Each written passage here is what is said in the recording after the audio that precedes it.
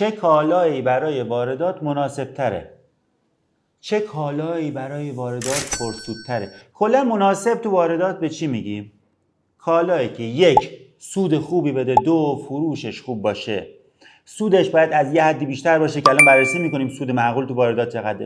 فروشش هم مناسب باشه. یعنی ببین یه وقت شما میگی خیلی من یه کالای پیدا کردم 3 برابر میشه فروختش، اما 250 سال طول میکشه بفروشی. خب به درد خودت میخوره کالا. پس هر دو مورد مهمه. ببین کالایی تو واردات مناسبه که شما هر 3 ماه یه پارت وارداتی چرخش میشه تقریبا 3 ماه 40% به طور میانگین ازش سود بگیری. پس اگه $10,000 پول اولیه گذاشتی به علاوه حمل $10,000 برای شما تموم شد، بتونی کالا رو $14,000 بفروشی. حالا این عددی که میگیم حدودیه دیگه، یعنی اگر کالات رو آوردی ممکنه $10,000 کالا بر 10,000 تا تموم شده بشه 15,000 تا بشه 13,500 تا اشکال نداره. ولی اگر کالات رو آوردی 2 ماه طول کشید از چین بیاری اینجا $10,000 تموم شده بود برات، بخوای $11,000 بفروشی، کالای خوبی نیست. ببین اگه قرار دفعات بعدم 11,000 تا بفروشی دیگه اینو نیار.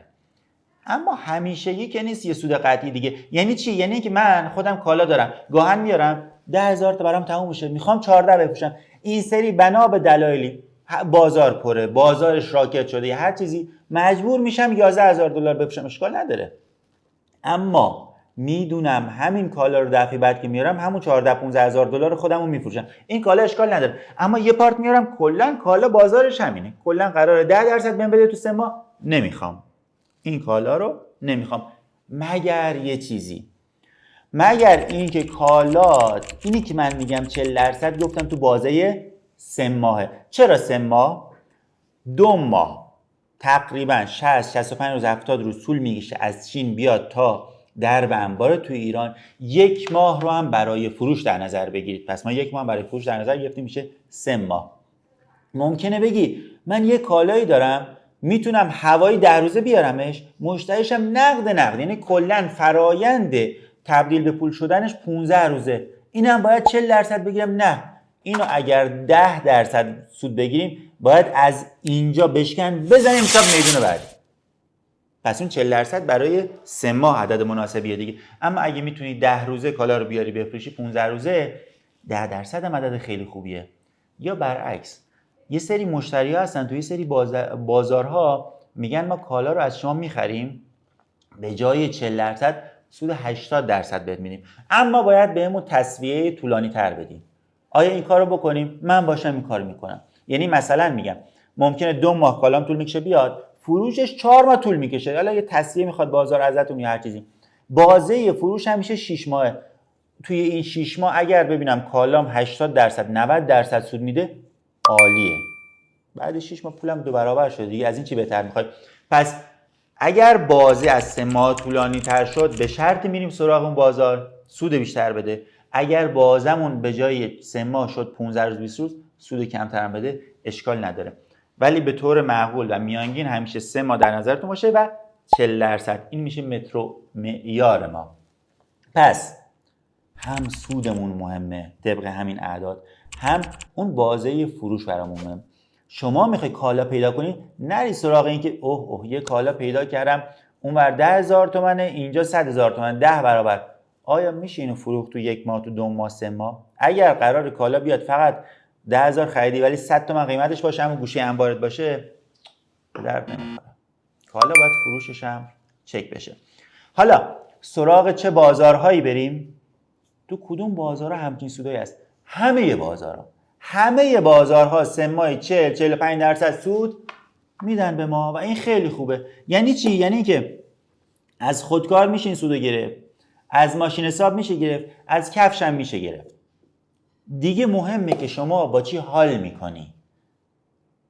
ببین من الان کسی میشناسم تو بازار ماشین حساب داره واردات انجام میده، ماهی چند میلیارد سود میکنه. یکی دیگه از تو بازار کفش داره این سود میکنه، یکی تو بازار تلفن داره تلفن رومیزی میاره سود میکنه، پریز میاره سود میکنه. همه بازارها این سودو میدن. مهم اینه که یکیش که با اون بازار حالمون بهتره رو شروع کنیم، بریم و ادامه بدیم، تمرکز کنیم، همون بازار رو بریم این 3 ماه 40% و حتی بیشتر رو میگیریم. با مثال بخوام بگم، من میدونم بازار کفش و پوشاک این سود خوب بهم میده، اما به شخص خود من با کفش حال نمی‌کنم، اصلا هیچ وقت از بچگی علاقه به کفش نداشتم، نمیدونم اصلا خرید فروشش رو دارم میگم یکی دیگه است میگه من عاشق بررسی کردن کفشم. خب معلومه که بازار کفش برای اون مناسب تر از منه. من عاشق کالاهای دیجیتالم، مثلا شروع وارداتم با کالای دیجیتال بوده، پلی استیشن کار کردم، دوربین عکاسی کنون نیکون. چرا؟ اصلا با اینا حالم خوبه، من با اینا شروع کردم. چرا؟ چون با این بازار حال میکنم. یکی هست میگه ببین من چون بابام و عموم تو حوزه ابزار بودن، ابزار حالم خوب میکنه. یکی هست میگه ببین من همه فامیلمون تو بازار ورزشی بودن، اصلا راکت تنیس میبینم عشق میکنم، توپ والیبال میبینم کیف میکنم. خب باید بره تو اون بازار کالای پرسود پیدا کنه. هیچ بازاری نداریم که بگیم قطعاً حاشیه سوداش بالاتر از بازار دیگری. همه بازارها تو واردات سود خوب رو میدن، مهم اینه که تو چه بازاری حالمون بهتره. اینو یادمون باشه. حالا یه وقت هست شما میخوای تازه شروع کنی، اصلا نمیدونی چی بیاری. بذار من یه چند تا توصیه بهت میکنم.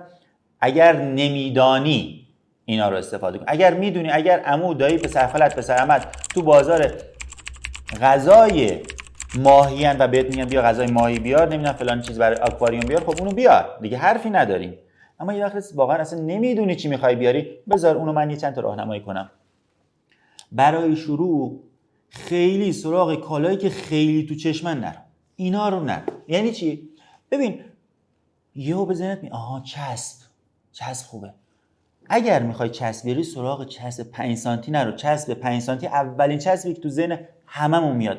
بیا چسب رو سرچ کن، تو تروب سرچ کن، تو ایمار سرچ کن، تو دیجیکالا سرچ کن، تو گوگل سرچ کن، میبینی هزار مدل چسب داریم. مثلا یا میبینی مثلا یه چسبی هست که مخصوص آکواریومه، یه چسبی هست مخصوص برای فلان قطعات صنعتی، اینا خیلی خوب سود میدن. برای شروع اینها رو کار کن. حالا بیگودارم به آب نمیزنیم. آخه سوال پیش میاد اگر من برم یه چسب بیارم که مخصوص چسبوندن نمیدونم فلان قطعه صنعتی، کی میخره ازم؟ بله ما شانسی هم چشم بسته که نمی‌کنیم، تحقیقات قرار بکنیم. ولی اگر میخوایم تحقیق کنیم در مورد کالای پرسود برای ابتدا، بین چسب 5 سانتی و چسب که برای قطعات صنعتی استفاده میشه، من میگم قطعاً برو اون چسب صنعتی رو استفاده کن. برای شروع سراغ چسب 5 سانتی نمیریم.